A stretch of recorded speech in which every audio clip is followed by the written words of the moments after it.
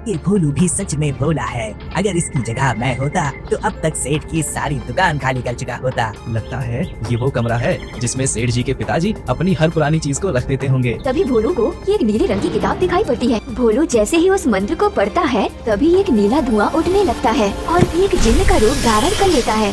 अरे अरे, हमको कुछ मत करिएगा, हमको माफ कर दीजिए। तभी जिन्न देखते ही देखते घर की सारी सफाई कर देता है। ये पकड़ भोलू, तेरे सभी दिनों का हिसाब। आज से मैं तेरी छुट्टी करता हूँ। अरे लेकिन सेठ जी क्या हुआ? मैंने कौन सी गलती कर दी? अरे मैंने क्या तेरा ठेका ले रखा है भोलू? चल निकल अब यहाँ से।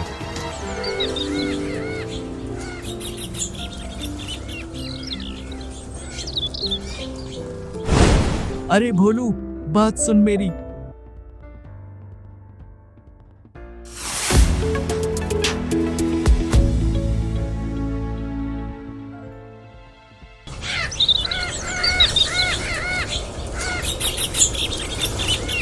गगनपुर गांव में भोलू नाम का एक ईमानदार और खुश दिल लड़का रहा करता था। भोलू विजयमल सेठ के यहाँ पर नौकरी करता था। विजयमल काफी कंजूस और चतुर व्यक्ति था। विजयमल के पास काफी खेत होने के साथ साथ अपनी एक खुद की जौहरी की दुकान भी थी, जिसमें उसने कई प्रकार के सोने और चांदी के आभूषण रखे हुए थे और भोलू भी उसी दुकान पर काम करता था। अरे भोलू, इस मंदी का क्या करें? अरे इतना काम तो चल रहा है, परंतु सेठ जी को हर समय मंदी ही लगती है। अरे कौन सी सोच में पड़ गया भोलू? अरे नहीं मालिक, आपने सही कहा, कई दिनों से मंदी चल रही है। हाँ, कहता तो मैं सही ही हूँ।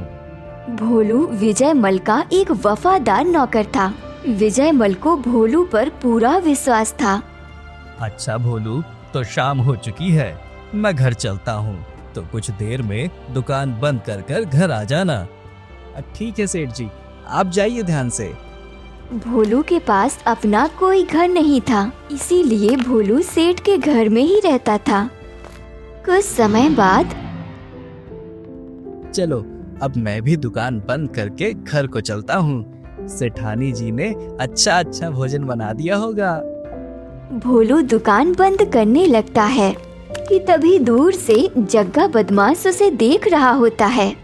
ये भोलू भी सच में भोला है। अगर इसकी जगह मैं होता तो अब तक सेठ की सारी दुकान खाली कर चुका होता।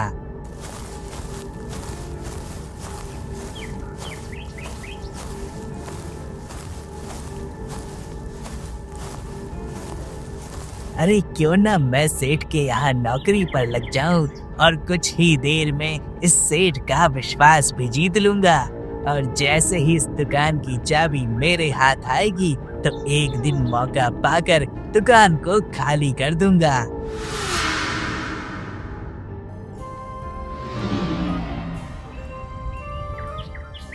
अरे भोलू, मैं तुझे बताना भूल गया कि कल हमें गांव जाना होगा, जहां हमारे पिताजी का घर है। वहां पर जो घर है उसकी साफ सफाई करने के लिए जाना होगा।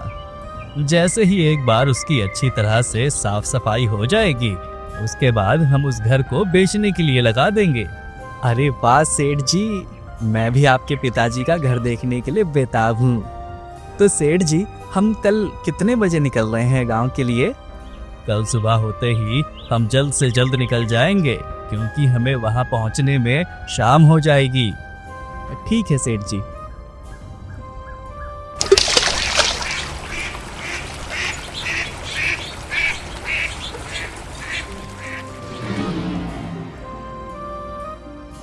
ठीक है, ध्यान से जाइएगा और जल्द से जल्द काम निपटा कर वापस आ जाइए। ठीक है, तुम चिंता मत करो। तो भैया चलो, चलाओ अपनी बैलगाड़ी को।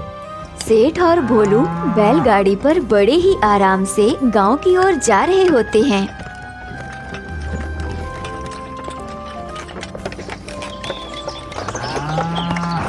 अरे सेठ जी, आपने बताया नहीं, आपके गांव का नाम क्या है? अरे भोलू, मेरे गांव का नाम जिनगढ़ है। ये कैसा नाम है सेठ जी? हाँ, ये ऐसा ही नाम है। लेकिन सेठ जी, इसकी कोई वजह तो होगी। हाँ भोलू, वजह तो है। तो बताइए ना सेठ जी। अरे बात ये है भोलू, कहा जाता है हमारे गांव में एक जिन रहता था और वो लोगों की काफी मदद करता था, परंतु ना जाने उसने एक बार कुछ गलती कर दी, जिसकी वजह से एक बाबा ने उसे किताब में बंद कर दिया। तो सेठ जी, वो किताब कहाँ है?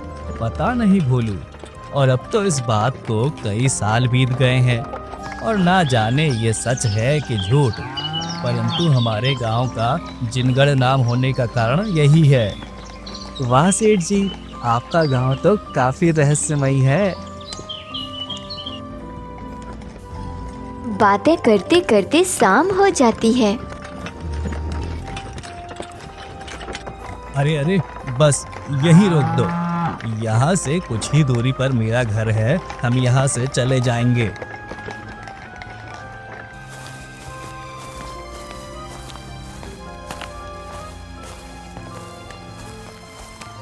कुछ ही दूरी चलने पर सेठ का घर आ जाता है। ये देखो भोलू, ये है मेरा घर।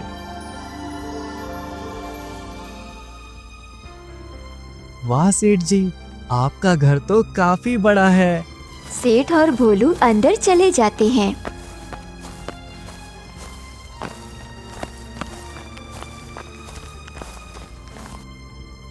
कहिए सेठ जी, कहाँ से सफाई शुरू करूं? अरे नहीं नहीं भोलू, सफाई तो हम कल सुबह करेंगे। आज मैं भी काफी थक गया हूँ। चलो जल्दी से खाना लाओ जो तुम्हारी सेठानी ने खाने के लिए दिया है। खाना खाकर हम सो जाते हैं और कल सुबह से हम साफ सफाई शुरू करेंगे। ठीक है सेठ जी। दोनों खाना खाने लगते हैं।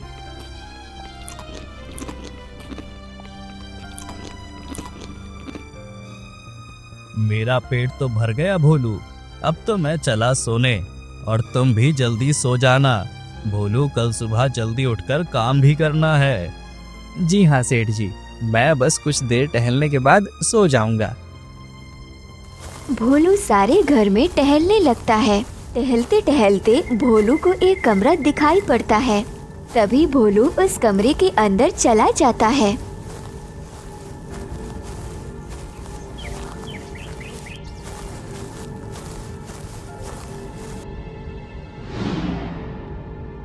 लगता है ये वो कमरा है जिसमें सेठ जी के पिताजी अपनी हर पुरानी चीज को रख देते होंगे।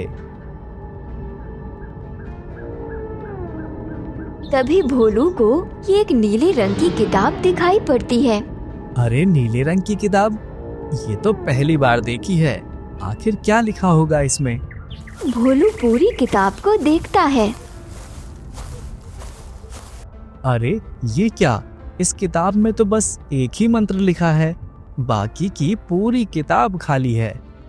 भोलू जैसे ही उस मंत्र को पढ़ता है तभी एक नीला धुआं उठने लगता है और एक जिन्न का रूप धारण कर लेता है।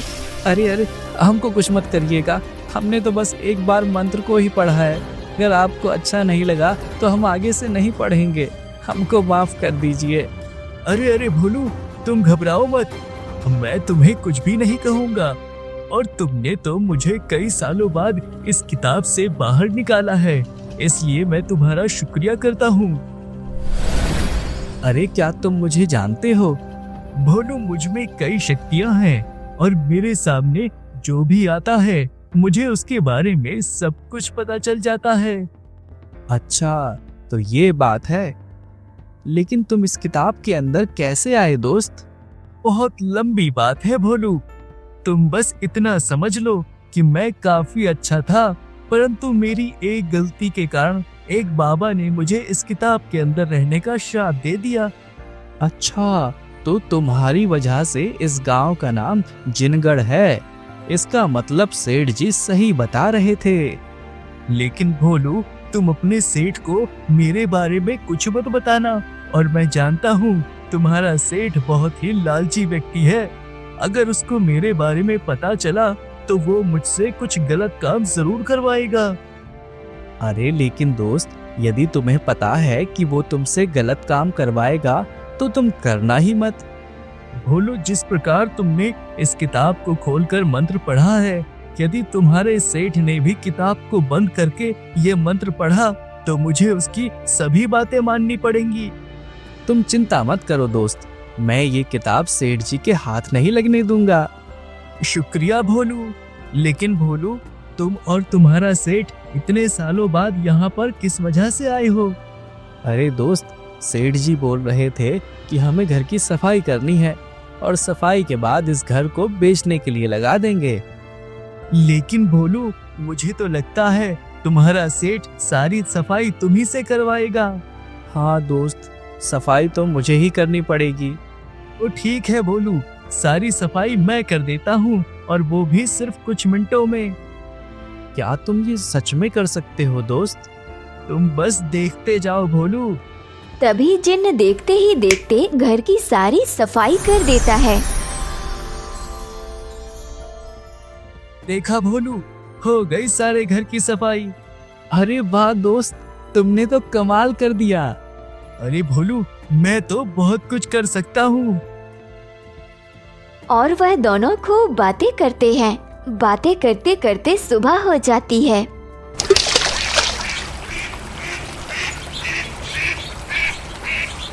अरे ओ भोलू, भोलू, लगता है तुम्हारा सेठ उठ गया। हाँ, लगता है सेठ जी उठ गए। चलो, मैं चलता हूँ इस किताब के अंदर। जब भी तुम्हें मेरी जरूरत हो तो ये किताब खोल लेना और ये मंत्र बोल देना, मैं आ जाऊंगा। ठीक है दोस्त।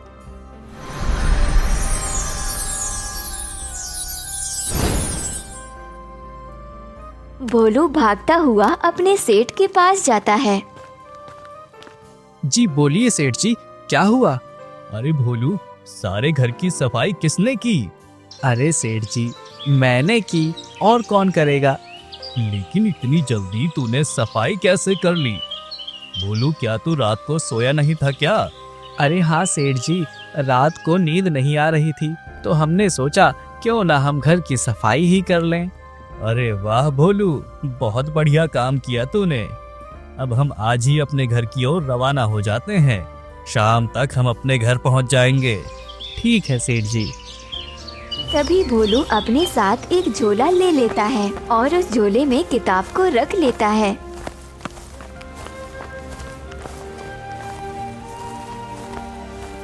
शाम होते ही वह दोनों घर पहुंच जाते हैं।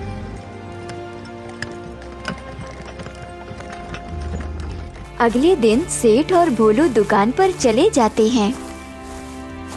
अरे भोलू, आज तुझे दूसरे गांव जाना होगा और वहां से कुछ सामान लाना होगा, इसलिए तू अभी जा और दोपहर तक वापस आ जाना। ठीक है सेठ जी। तभी भोलू अपने झोले के साथ दूसरे गांव की ओर निकल पड़ता है। कुछ दूर जाने पर भोलू अपने झोले से वही किताब निकालता है और उस मंत्र को पढ़ता है। मंत्र पढ़ते ही वही जिन्न भोलू के सामने आ जाता है। और भोलू, कैसा है? मैं तो बढ़िया हूँ, तुम बताओ दोस्त, कैसे हो? मैं भी ठीक हूँ। अरे दोस्त, जैसे तुमको मैं देख रहा हूँ, क्या बाकी सब भी तुमको ऐसे ही देख पा रहे हैं? अरे नहीं नहीं, मुझे वही देख सकता है जिसने मंत्र पढ़ा हो। अच्छा, तो ये बात है। अरे भोलू, क्या मैं तुमसे एक बात पूछूं? हाँ दोस्त, पूछो पूछो। अगर तुम्हारी जगह कोई और व्यक्ति होता तो अब तक मुझसे अपने लिए 1000 काम करवा चुका होता, परंतु तुमने अभी तक अपने लिए कुछ भी नहीं मांगा। ऐसा क्यों भोलू? अरे दोस्त, मेरे पास सब कुछ तो है। हाँ, कुछ चीजें नहीं हैं, जैसे कि पैसा और घर, परंतु मैं चाहता हूँ कि मैं अपनी मेहनत से अपना घर बनाऊं। अरे वाह भोलू। वहीं दूसरी ओर विजयमल सेठ की दुकान पर जग्गा बदमाश आ जाता है। बस एक बार मैं सेठ की दुकान पर काम पर लग जाऊं, फिर धीरे धीरे मैं सेठ का विश्वास जीत लूंगा और जैसे ही मौका लगेगा मैं सारी दुकान साफ करके भाग जाऊंगा। सेठ जी, प्रणाम। प्रणाम भाई, प्रणाम। कौन हो तुम और क्या काम है? अरे सेठ जी, मैं तो आपके फायदे की बात बताने आया हूँ। फायदे की बात? बोलो बोलो, क्या बात है? सेठ जी, मेरा नाम जग्गा है और मुझे पता है भोलू आपकी दुकान पर काम करता है, परंतु मैं आपको ये बताने आया हूँ कि भोलू आपको लूट रहा है। भोलू मेरे को लूट रहा है? परंतु कैसे? अरे सेठ जी, एक तो आप उसको इतनी तनख्वाह देते हैं और ऊपर से वो आपके घर पर रहता है और आपका ही खाना खाता है, तो आप बताइए वो आपको लूट रहा है या नहीं? बोल तो तुम सही रहे हो, परंतु अब मैं कर ही क्या सकता हूँ? अरे सेठ जी, कर सकते हो, बहुत कुछ कर सकते हो आप। तुम कहना क्या चाहते हो जग्गा? जरा ध्यान से सोचिए सेठ जी, अगर आप भोलू की जगह मुझे काम पर रखते हैं तो मैं भोलू से आधी तनख्वाह पर काम करूंगा और मैं अपने ही घर पर रहूंगा, ना कि आपके घर में, और मैं अपना खाना खुद बनाकर खाऊंगा, ना कि भोलू की तरह आपके घर पे खाऊंगा। तो सोचिए सेठ जी, हुआ ना ये आपके फायदे का सौदा? कह तो तुम सही रहे हो जग्गा, आने दो इस भोलू को, आज ही इसे काम से निकालता हूँ। काम बन गया। कुछ ही देर में भोलू वापस अपनी दुकान पर आ जाता है। सेठ जी, मैं ले आया सामान। अरे भोलू, जरा इधर तो आ। जी हाँ सेठ जी। ये पकड़ भोलू, तेरे सभी दिनों का हिसाब। आज से मैं तेरी छुट्टी करता हूँ। अरे लेकिन सेठ जी, क्या हुआ? मैंने कौन सी गलती कर दी? गलती का तो पता नहीं भोलू, परंतु तू मुझसे जितनी तनख्वाह लेता है, मुझे उससे आधी तनख्वाह में एक नया आदमी मिल चुका है। लेकिन सेठ जी, ये तो गलत बात है। आप ऐसा नहीं कर सकते। आखिर मैं कहाँ जाऊँगा? अरे मैंने क्या तेरा ठेका ले रखा है भोलू? चल निकल अब यहाँ से, वरना जग्गा से धक्के मरवा कर बाहर निकलवाऊंगा। भोलू वहाँ से रोता हुआ चला जाता है।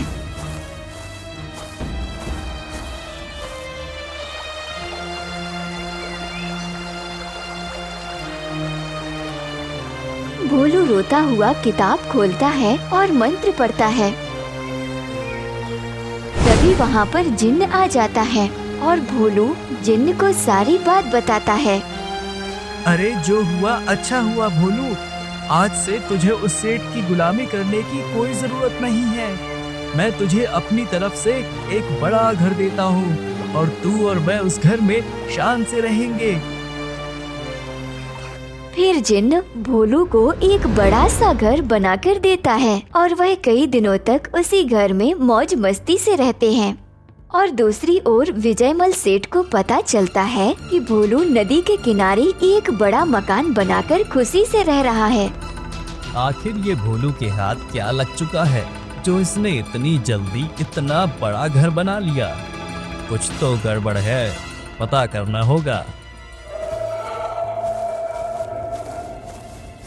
रात होते ही सेठ भोलू के घर के पास जाता है। आखिर इस भोलू ने इतना बड़ा घर बना कैसे लिया? तभी सेठ खिड़की से घर के अंदर झांकता है और वह देखता है कि भोलू किसी से बातें कर रहा है। दोस्त, मानना तो पड़ेगा कि सेठ जी ने मेरे लिए कुछ तो अच्छा किया। वाह, कैसे भोलू? क्योंकि दोस्त, अगर मैं सेठ जी के साथ उनके गांव ना जाता और ना ही मुझे तुम्हारी किताब मिलती तो हम दोनों की दोस्ती कैसे होती? सही कहा तूने भोलू।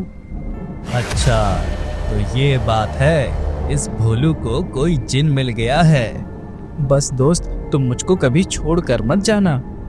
हाँ भोलू, मैं तुझको छोड़कर कभी नहीं जाऊंगा, परंतु तुम इस बात का ध्यान रखना, यदि ये किताब बंद हुई और किसी ने तुमसे पहले इसका मंत्र पढ़ लिया, फिर मुझे ना चाहते हुए भी उस इंसान की सारी मनोकामना पूरी करनी पड़ेगी। हाँ दोस्त, मैं इसका जरूर ध्यान रखूंगा। तो ये बात है, मुझे इस भोलू की किताब चुरानी होगी और इस जिन को अपना गुलाम बनाना होगा। ठीक है, मैं यहीं कहीं छुप जाता हूँ और जब रात हो जाएगी और भोलू सो जाएगा, तब मैं अंदर जाकर किताब चुरा लूंगा। सेठ किताब चुराने की लालच में वहाँ पर छिप जाता है और जब भोलू किताब बंद करके सो जाता है, तब सेठ धीरे से खिड़की से अंदर की ओर जाता है। आखिर किताब मिल ही गई। अब मैं पूरे गांव का सबसे अमीर सेठ बनूंगा। विजयमल सेठ वहाँ से किताब चुराकर चला जाता है और घर जाकर अपने कमरे में बैठकर किताब खोलकर मंत्र पढ़ने लगता है। तभी वह जिन्न सेठ के सामने आ जाता है। अच्छा, तो तू है वो जिन जिसने भोलू को वो बड़ा घर दिया। सेठ, तूने ये बहुत बड़ी गलती की है। तूने ये किताब चुराकर और धोखे से मंत्र पढ़कर अच्छा नहीं किया। सेठ, अभी के अभी इस किताब को बंद कर और भोलू को वापस दे कर आ। देख जिन, मैंने तेरी सारी बातें सुन ली थी। तू चाहकर भी इस किताब का मंत्र पढ़ने वाले इंसान की बात को मना नहीं कर सकता, और अब तुझे मेरी हर इच्छा पूरी करनी होगी। तभी जिन्न गुस्से में आ जाता है और सेठ पर हमला करने लगता है। तभी जिन्न को एक बिजली का झटका लगता है। सेठ, अगर तूने ये मंत्र ना पढ़ा होता तो अब तक मैं तेरा वो हाल करता कि तुझे जिंदगी भर याद रहता। अरे चल चल, काम कर मेरा जल्दी। मैं चाहता हूँ कि कल सुबह होते ही गांव के जितने भी बड़े बड़े जमींदार हैं वो सभी अपनी अपनी जमीन मेरे नाम कर दें। सेठ, मैं बता रहा हूँ, तू बहुत ही गलत काम कर रहा है और तेरा अंत एक दिन होकर रहेगा।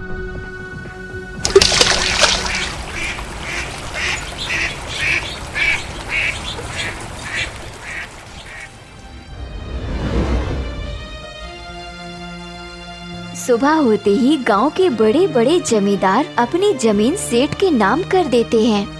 चल जिन, अब मैं चाहता हूँ कि तू मुझे हजारों स्वर्ण मुद्राएं ला कर दे। तभी सेठ के पास हजारों स्वर्ण मुद्राएं आ जाती हैं।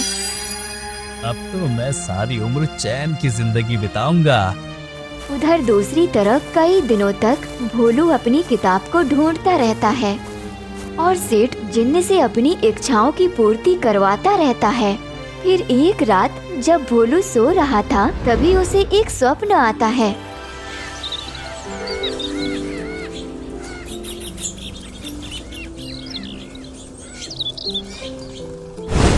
अरे भोलू, बात सुन मेरी। अरे दोस्त, तुम कहाँ चले गए थे और तुम्हारी किताब अचानक गायब कैसे हो गई? भोलू, मैं कहीं भी नहीं गया। तेरे सेठ ने यहाँ आकर किताब चुरा ली थी और तब से तेरे सेठ ने मुझे अपने पास रखा हुआ है और मैं अपनी शक्तियों से तेरे सपने में आया हूँ। और मेरी बात को ध्यान से सुन। बताओ दोस्त। तुम्हें उस किताब को आग में जलाना होगा। लेकिन क्यों दोस्त? यदि मैंने किताब को जला दिया फिर तो मैं तुमसे कभी भी नहीं मिल पाऊंगा। मेरी बात को ध्यान से सुन भोलू। यदि तूने उस किताब को नहीं जलाया और इस किताब को बंद कर फिर से तूने मंत्र पढ़ा तो मैं उस सेठ की गुलामी से तो बच जाऊंगा, परंतु जो जादू मैंने कर दिया है वो कभी नहीं टूटेगा। और यदि तूने ये किताब नहीं जलाई तो हमेशा हमेशा के लिए उन गांव वालों की जमीन सेठ के पास ही रह जाएगी। और यदि तूने इस किताब को जला दिया तो मैं मुक्त हो जाऊंगा और अपने जिन लोक में चला जाऊंगा और मेरे द्वारा किए गए सभी जादू भी खत्म हो जाएंगे।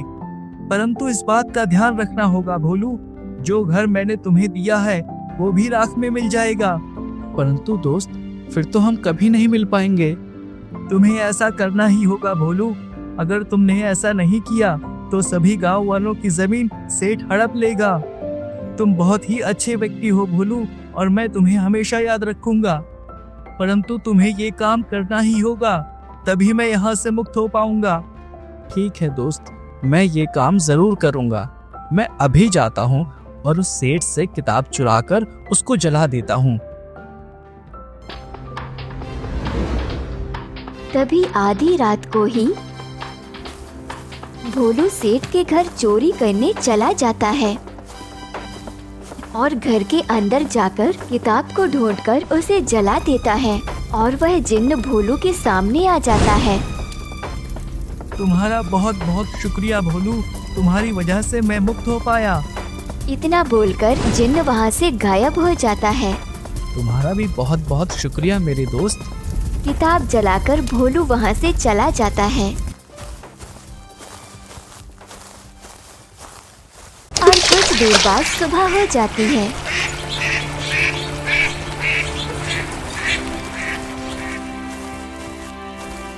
चलो, जो भी हुआ अच्छा हुआ। अब तो मेरा घर भी राख बन चुका है और सेठ जी की अकल भी ठिकाने आ चुकी होगी। और आज से मैं भी मेहनत करूंगा और एक दिन अपना बड़ा घर बनाऊंगा।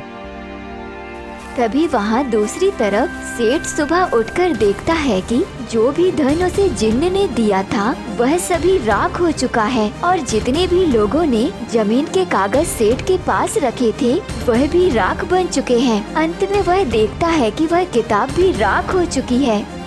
नहीं नहीं, ये कैसे हुआ? मैं तो बर्बाद हो गया। देखो भाग्यवान, हम बर्बाद हो चुके हैं। सेठ फूट फूट कर रोने लगता है। तभी सेठ की पत्नी वहाँ पर आ जाती है। मैंने तो पहले ही कहा था कि मेहनत की कमाई करो। आखिर क्या फायदा हुआ उस जिन्न का? सब कुछ तो बर्बाद ही हो गया ना। तभी एक व्यक्ति सेठ के पास आता है और कहता है, अरे विजयमल सेठ, तूने जिस व्यक्ति को काम पर रखा था, अरे क्या नाम था उसका? हाँ, जग्गा। वो तो चोर निकला। तूने उसे अपनी दुकान की चाबी क्या सौंप दी? वो तो तेरी दुकान खाली करके चला गया। हे भगवान, तूने ये मेरे साथ क्या कर दिया? भगवान पर क्यों दोष लगाते हो जी? जो भी हुआ तुम्हारी वजह से ही हुआ है। तुमने उस सच्चे और ईमानदार भोलू को कुछ चंद पैसों के लिए निकाल दिया और इस जग्गा चोर को रख लिया। आप देख लीजिए अंजाम। सेठ अपनी बढ़ती हुई लालच के कारण पूरा बर्बाद हो गया। तो दोस्तों, लालच सच में बहुत बुरी चीज है। हमें सदा ही मेहनत के पैसे कमाना चाहिए, ना कि बुरे कामों से।